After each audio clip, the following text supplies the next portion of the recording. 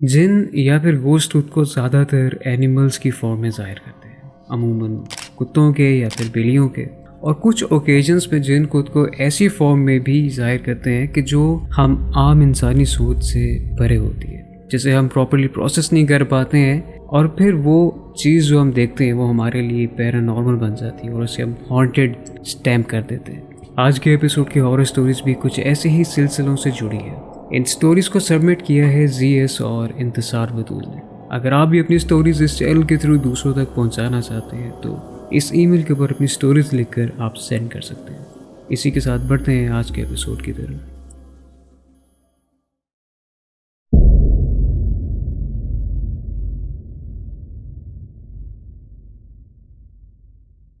میرا تعلق انڈیا حیدرآباد سے ہے اور یہ واقعات کا سلسلہ 2015 کا ہے، جب میری گریجویشن کا فائنل ایئر چل رہا تھا۔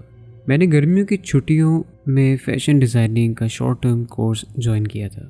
میری روز کی ایک اچھی روٹین بن گئی تھی کہ صبح 10 بجے کلاسز کو چلی جاتی تھی اور صبح جلدی اٹھنے کی غرض سے رات کو جلدی سو جایا کرتی تھی۔ اس دوران میرے ساتھ کوئی ایک واقعہ پیش نہیں آیا، بلکہ مسلسل روز کوئی نہ کوئی چیز میرے ساتھ ان دنوں میں رونما ہوتی رہی تھی۔ شروعات میں نے نظر انداز کیا، لیکن کچھ دفعہ یا پھر 3-4 دن کے گیپ سے میرے ساتھ جو رات کو ناقابل فراموش واقعات ہوئے وہ میں کبھی نہیں بھول سکتی۔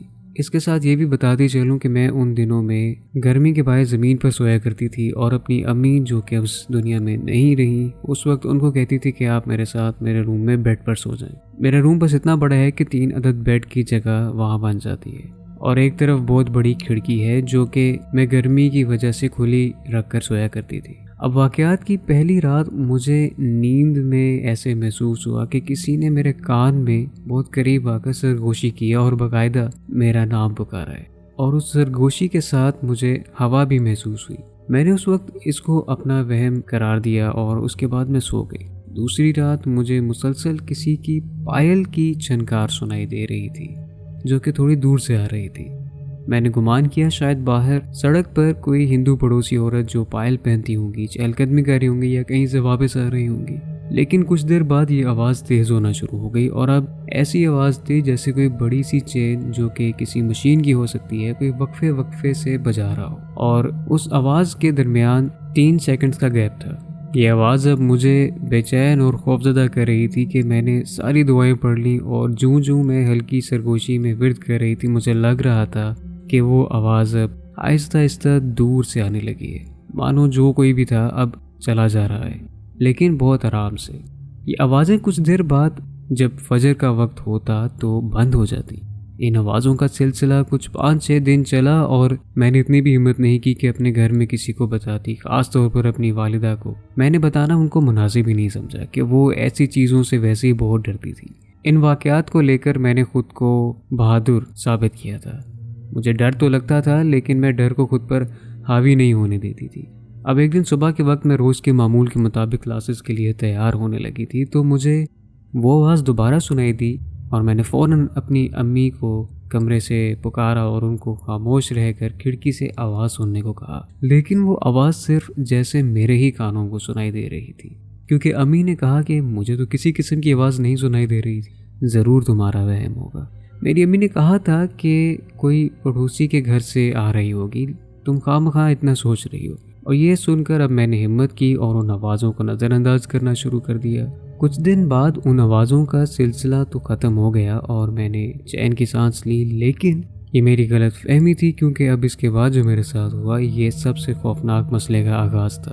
میں ایک رات سوئی ہوئی تھی اور تقریباً آدھی رات کے قریب میری آنکھ کھولی، لیکن مجھے شدید سلیپ پیرالسس کا اٹیک ہوا، جس میں میں بالکل اپنے جسم کو ہلا نہیں پا رہی تھی۔ میرا سر لیفٹ سائڈ پر تھا اور میری پوری باڈی جم سی گئی تھی، بس میری آنکھیں کھلی ہوئی تھی۔ میرے سامنے زمین پر کچھ دور کمرے کے کونے میں نے 2 بہت خوفناک سائے نما عکس دیکھے، جو دکھنے میں باڈی شیپ سے ایک عورت اور اس کے ساتھ ایک نومولود بچہ تھا، اور دونوں زمین پر کچھ ایسے بیٹھے ہوئے تھے جیسے بچے رینگتے ہیں، اور دونوں بہت ہی آہستہ سے لیکن حس کی آوازیں نکالتے ہوئے میری طرف رینگ رہے تھے۔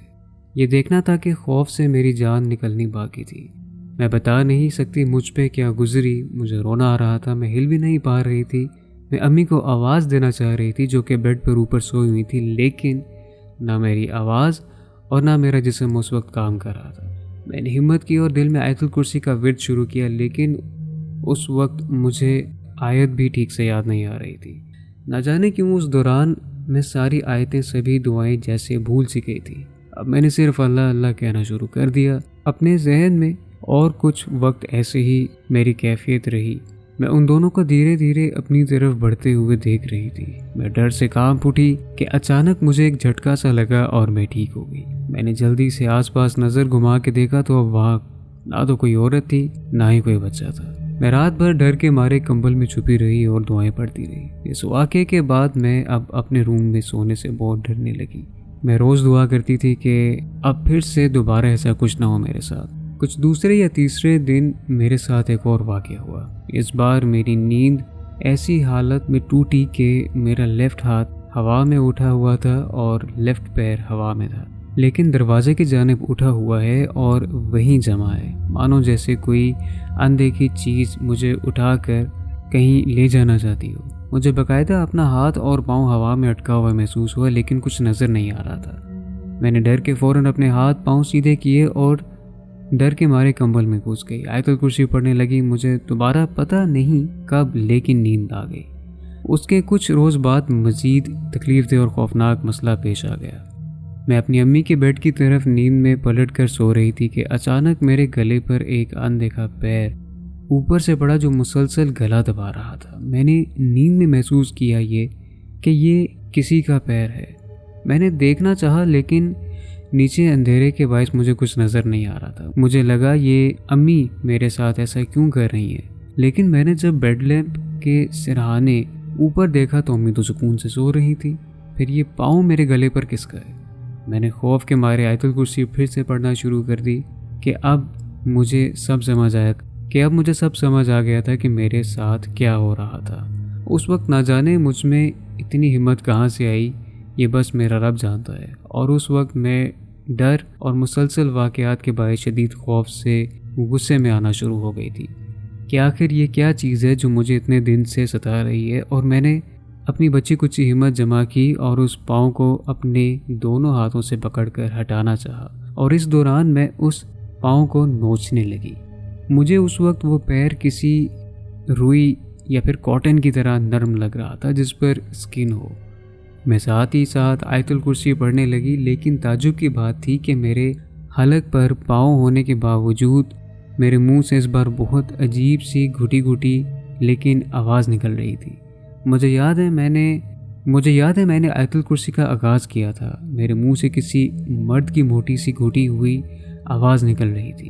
میں اب اونچی آواز میں پڑھنے کی مکمل کوشش میں تھی کہ میرے منہ پر کسی نے اسی وقت ہاتھ رکھا مجھے آیت الکرسی پڑھنے سے روکنا چاہا۔ یہ دیکھنا تھا کہ میں نے اپنے لیفٹ ہاتھ سے اس ہاتھ کو ہٹانے کی ناکام کوشش کے ساتھ بلند آواز میں آیت الکرسی پڑھی۔ میں شدید خوف میں اور غصے سے بھری ہوئی تھی کہ میری آواز اچانک کسی مرد کی طرح ہو گئی، اور اس ہاتھ کو میں نے اب میرے منہ کے اوپر سے ہٹتا ہوا محسوس کیا۔ یہ ہونا تھا کہ میں نے اپنی ہمت مزید جمع کی اور زور سے آیت کو پڑھنے کے ساتھ ساتھ مکمل کرنے لگی۔ میری گھٹی گھٹی لیکن بلند آواز میں آیت پڑھتے ہوئے مجھے ہوش آتا جا رہا تھا، اور تبھی فجر کی اذانیں شروع ہو گئی اور سب نارمل ہو گیا۔ یہ سلیپ پیرالائسس کا اب تک میرے ساتھ ہونے والا سب سے خوفناک واقعہ تھا۔ عجیب بات یہ تھی کہ اگر یہ صرف ایک سلیپ پیرالائسس کا اٹیک تھا، پھر بھی صبح سارا دن میرے گلے میں شدید درد ہوتا رہا، جیسے میرا گلا سچ میں کسی نے بہت دیر تک دبایا ہو یا دبانے کی کوشش کی ہو۔ میں نے فائنلی یہ ساری بات اپنے خالو کو بتائی کیونکہ ان کو ان چیزوں کی معلومات زیادہ ہے۔ تو میرے ان سارے واقعات کو سننے کے بعد انہوں نے بس مجھے اتنا کہا کہ تم کیونکہ اپنی کھڑکی کھلی رکھ کر سوتی ہو اور زمین پر بیچ میں بستر لگا کر سوتی ہو، تو ممکن ہے وہ راستہ کسی مخلوق کی راہ گزر ہو اور تم ان کے راستے میں درمیان میں سوئی ہوتی ہو اور انہیں یہ بات ناپسند ہو، اسی لیے وہ تمہیں تکلیف دیتے ہیں۔ تم اپنے سونے کی جگہ تبدیل کر کے دیکھو، اگر اس کے بعد بھی کچھ مزید مسئلہ ہوا تو ہم کسی صاحب علم کے پاس جائیں گے۔ میں نے اپنے سونے کی جگہ بدل لی اور سونے سے پہلے لازمی بہت زیادہ ذکر اذکار کرتی تھی۔ الحمدللہ میرے اس عمل سے مجھے فائدہ بھی ہوا اور اس کے بعد میرے ساتھ ایسا کوئی واقعہ پیش نہیں آیا۔ میں اسی سوچ کے ساتھ سکون کا سانس لیا کہ وہ جو بھی مخلوق تھی شاید میری وجہ سے ڈسٹرب ہو رہی تھی اور میری جگہ تبدیل کرنے کے بعد اب وہ مجھے تنگ نہیں کرتی۔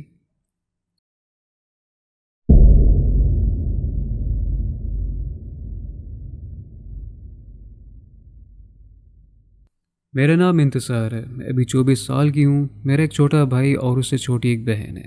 میرے ابو کام کے حوالے سے دوسرے شہر میں رہتے ہیں اور ہم تینوں بہن بھائی اپنی سٹڈیز کی وجہ سے امی کے ساتھ لاہور میں ایک کرائے کے مکان میں رہتے ہیں۔ ہمارا یہ گھر دوسری منزل پر ہے۔ ہم جب سے یہاں رہ رہے ہیں ہمیں تبھی سے اس بات کا پتہ ہے کہ ہمارے گھر میں کچھ جنات وغیرہ رہتے ہیں، لیکن وہ ہمیں کبھی پریشان نہیں کرتے اور نہ ہی اپنی موجودگی کا بیجا احساس دلاتے ہیں۔ مگر پھر بھی کچھ ایسے واقعات ہمارے ساتھ پیش آئے ہیں جن سے ہمیں ان کے موجود ہونے کا واضح پتہ چلا۔ ایک بڑا واقعہ میری امی اور بہن کے ساتھ اور 2-3 واقعات مجھ اکیلی کے ساتھ ہوئے۔ پہلا واقعہ جو میری امی اور بہن کے ساتھ ہوا، یہ تب کی بات ہے جب ہم بہن بھائی چھوٹے تھے۔ اگر بات میری کی جائے تو میں تو اس رات سوئی ہوئی تھی جب یہ واقعہ پیش آیا، اسی لیے مجھے یہ امی نے اگلی صبح بتایا تھا۔ اس رات مغرب کے بعد لائٹ گئی ہوئی تھی۔ دودھ والا دودھ دیکھ کر گیا تھا تو میری امی نے دودھ ابالنے کے لیے چولہے پر رکھ دیا۔ ساتھ انہوں نے وضو بھی کیا ہوا تھا تو وہ بر وقت نماز پڑھنے کے لیے کمرے میں چلی گئی اور ایک موبائل کی ٹارچ چلا کر میری بہن کو دی اور اسے کہا کہ دودھ کا دھیان رکھنا کہ ابل کر گرنے نہ لگے۔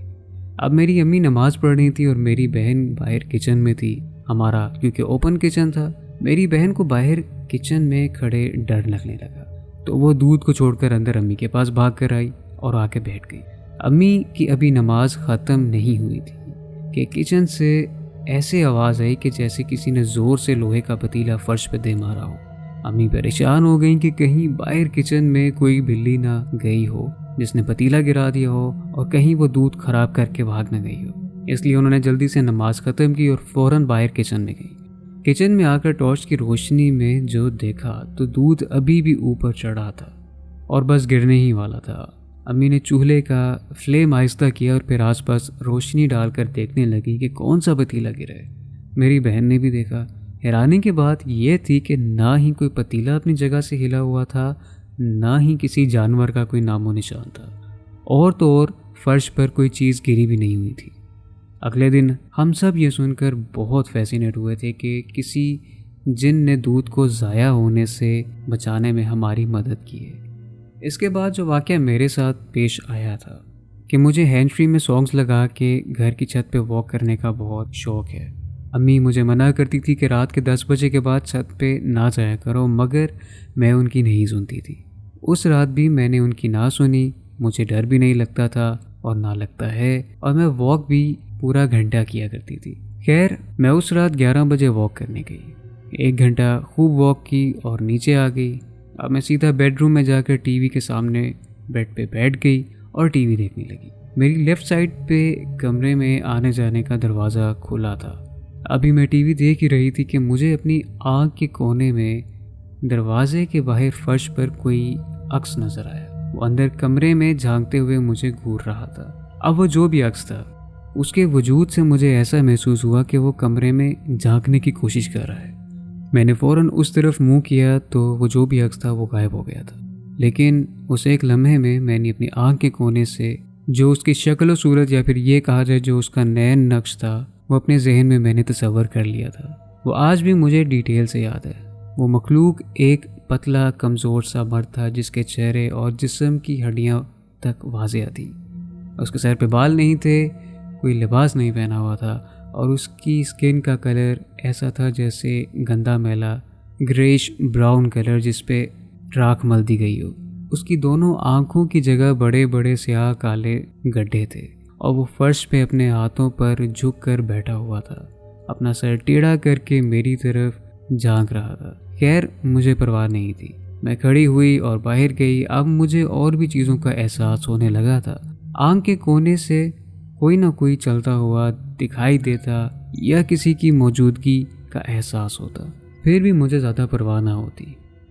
ایک روز امی نے مجھے برتن دھونے بھیج دیا اور باقی فیملی دوسرے کمرے میں بیٹھے گپ شپ کر رہے تھے۔ میں اوپن کچن میں اکیلی برتن دھو رہی تھی کہ میں نے آنکھ کے کنارے سے واضح دیکھا کہ کوئی آدمی ہے جس نے سر سے پاؤں تک کالا لباس پہنا ہے اور وہ ڈائننگ ٹیبل سے ٹیرس کی طرف کیجولی چل کے جا رہا ہے۔ اس بار میں نے بھی فوراً اپنا سر اس طرف موڑا تو ڈائریکٹلی دیکھنے پر کچھ نظر نہیں آیا۔ میں نے آرام سے برتن دھونا چھوڑے اور بابا کو اندر سے بلایا۔ میں نے اپنے بابا کو وہ بتایا جو بھی میں نے دیکھا۔ بابا ان چیزوں کے بارے میں جانتے ہیں۔ بابا نے میری بات سنی اور بس مجھے کہہ دیا کہ بیٹا دھیان رکھ، اگر اب کچھ نظر آئے تو مجھے لازمی بتانا۔ مگر اب اس کے بعد مجھے کچھ اور نظر نہ آیا اور نہ ہی محسوس ہوا۔ مجھے کوئی ڈر نہیں لگا، پھر بھی اللہ پاک کا شکر ہے کہ مجھے کسی چیز نے کوئی یا پھر کسی قسم کا نقصان نہیں پہنچایا۔ اس کے بعد جو تیسرا واقعہ پیش آیا یہ پچھلے سال کی بات ہے۔ ہم کبھی کبھار باہر کا دروازہ کھلا چھوڑ دیتے ہیں تو گھر میں کوئی بلی وغیرہ آ جاتی ہے جس کو پھر نکالنا پڑتا ہے۔ اس دن میں نے گھر میں کالی بلی کو واضح چلتے پھرتے دیکھا۔ ایسا شاید 2 بار ہوا۔ میں اسے جب ڈھونڈنے لگی تو وہ مجھے کہیں نہ ملی۔ میں نے سوچا کہ شاید وہ چلی گئی ہے۔ مجھے بلیاں بہت پسند ہیں لیکن امی کو پسند نہیں ہیں۔ اب اگلی رات میں نے اس بلی کو دوبارہ دیکھا اور سوچا کہ ابھی تک یہ یہیں پہ ہے۔ وہ دھیمی آواز میں جیسے بلیاں پکارتی ہیں اسی طرح سے آواز کر رہی تھی، لیکن وہ تھوڑا سا ایب نارمل تھا۔ وہ بلی اوپر والی سیڑھیوں کے درمیان میں جا کر بیٹھ گئی جہاں سایہ تھا اور بلب کی روشنی نہیں آ رہی تھی۔ ایک اور عجیب بات یہ تھی کہ وہ کالی بلی اندھیرے کے ساتھ کچھ زیادہ ہی کالی لگ رہی تھی، یا پھر یہ کہا جائے کہ کچھ زیادہ ہی بلینڈ ہو رہی تھی اندھیرے کے اندر۔ میں اسے دیکھتے ہوئے آہستہ آہستہ اسے قریب آ رہی تھی۔ میری نظر میں تو وہ بلی تھی، اس لیے میں اسے زیادہ خوفزدہ نہیں کرنا چاہتی تھی اور چاہتی تھی کہ وہ آرام سے چلی جائے۔ اس لیے میں آہستہ آہستہ اس کی طرف بڑھ رہی تھی اور میری نظریں اس پر ٹکی ہوئی تھی۔ جب میں سیڑھیاں چڑھ کر اس کے زیادہ قریب آ رہی تھی تو وہ فوراً نیچے اترنے لگی اور میرے سائڈ سے ہو کر نیچے چلی گئی۔ میں نے اسے جانے دیا اور اسے پکڑنے کی کوشش نہیں کی، لیکن میں بھی جلدی سے سیڑھیوں سے نیچے اتری کہ اب کہیں یہ بلی کمرے میں نہ چلی جائے۔ ہمارے گھر کے ہال کے بالکل سینٹر میں ڈائننگ ٹیبل ہے۔ میں نے خود اس بلی کو سیدھا ڈائننگ ٹیبل کی طرف جاتے ہوئے دیکھا۔ وہ میرے ویو سے ڈائننگ ٹیبل کے پیچھے گئی اور وہاں جا کر وہ غائب ہو گئی۔ میں نے اس بلی کو دوسری طرف سے باہر آتے نہیں دیکھا اور نہ ہی کہیں اور جاتے دیکھا۔ ڈائننگ ٹیبل بالکل سینٹر میں ہے اور اس کے آس پاس کوئی اور فرنیچر بھی نہیں ہے۔ میں نے ڈائننگ ٹیبل کا چکر لگایا، آس پاس دیکھا، وہ کہیں نہیں تھی۔ ڈھونڈنے پر بھی وہ کہیں نہ ملی اور نہ ہی میں نے اسے دوبارہ کبھی دیکھا۔ تب مجھے احساس ہوا کہ یہ تو کوئی جن تھا۔ پچھلے مہینے بھی میں نے پھر ایک اور جن کو بلی کی شکل میں دیکھا تھا۔ میں کمرے سے کچن کی طرف آئی، اوپن کچن کے کاؤنٹر کو اوپر سے کچن کے اندر جھانک کر دیکھا تو ایک وائٹ براؤن کلر کی بلی تھی جو کچن کے درمیان میں کھڑی ہوئی کاؤنٹر کیبن کے اندر دیکھ رہی تھی۔ جیسے ہی اس بلی نے اپنی نگاہ اوپر کر کے مجھے دیکھا تو فوراً کیبن کے اندر چلی گئی۔ مجھے ایسا محسوس ہوا کہ جیسے اس نے غلطی کر دی ہے جس کی وجہ سے میں نے اسے دیکھ لیا، تو اب وہ خود کو چھپا رہی تھی۔ میں کچن کے اندر آئی اور ہر جگہ دیکھا تو کچھ بھی نہیں تھا۔ وہ بلی مجھے کہیں نہیں ملی۔ کچن ہمارا چھوٹا ہے، زیادہ بڑا نہیں، اور کاؤنٹر کیبنٹس میں ہمارا سامان بھرا ہوا ہے۔ کوئی بلی چاہ کر بھی ہمارے کیبنٹس میں چھپنے کی اچھی جگہ نہیں ڈھونڈ سکتی۔ تو پھر سوال یہ ہے کہ وہ سب کیا تھا؟